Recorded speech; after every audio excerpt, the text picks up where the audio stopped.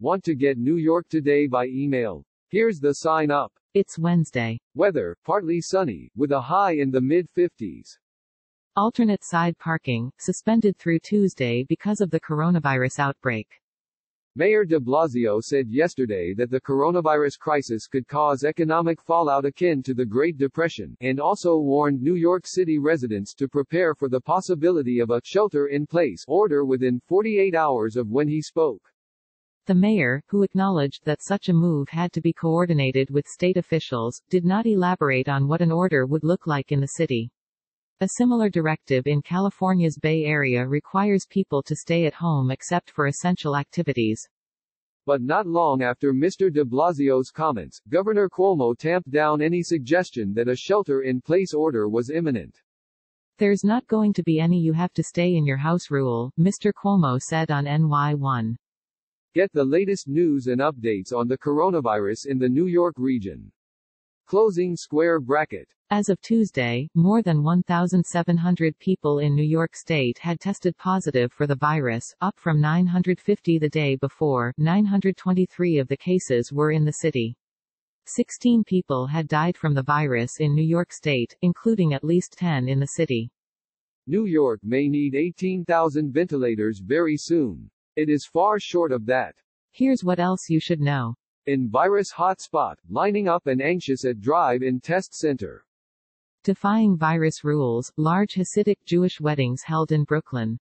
Fix everything wrong at 23 subway stations. It beats his last job. He set up a big solar farm. His neighbors hated it. Want more news? Check out our full coverage. The mini crossword, here is today's puzzle. Times Square's costumed characters were interacting with tourists amid the coronavirus. New York Post. Private construction sites are operating across New York City despite the virus threat. The city. State lawmakers must reach a budget deal, but they're discouraged from meeting in person. Gothamist. The Times' Todd Heisler writes. See you on the other side. Those were the words that Matthew Varag was spelling on the marquee at the Nighthawk Prospect Park Movie Theater in Brooklyn on Saturday afternoon.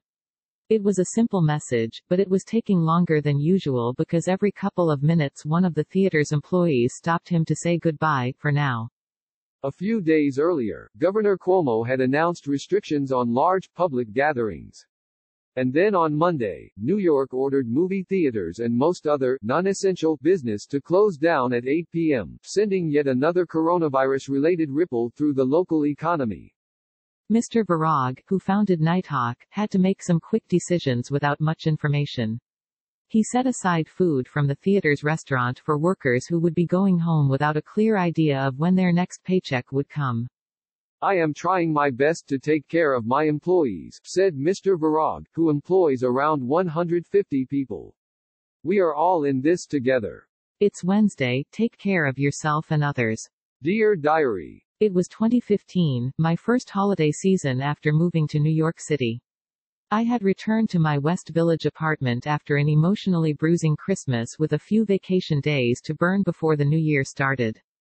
The weather was unusually mild on this particular day, and I decided to stroll down the Hudson River Greenway in hopes of lifting my spirits.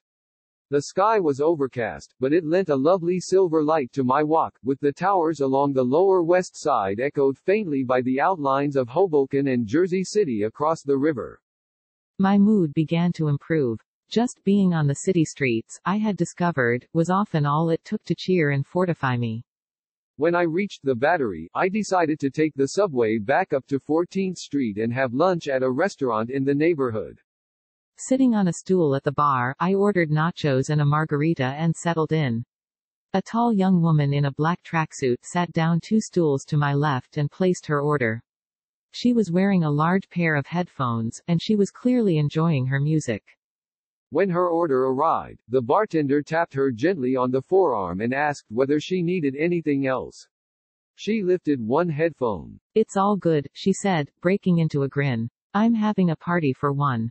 Tony Glad. New York Today is published weekdays around 6 a.m. Sign up here to get it by email. You can also find it at nytoday.com. We're experimenting with the format of New York Today. What would you like to see more or less of? Post a comment or email us, nytoday@nytimes.com.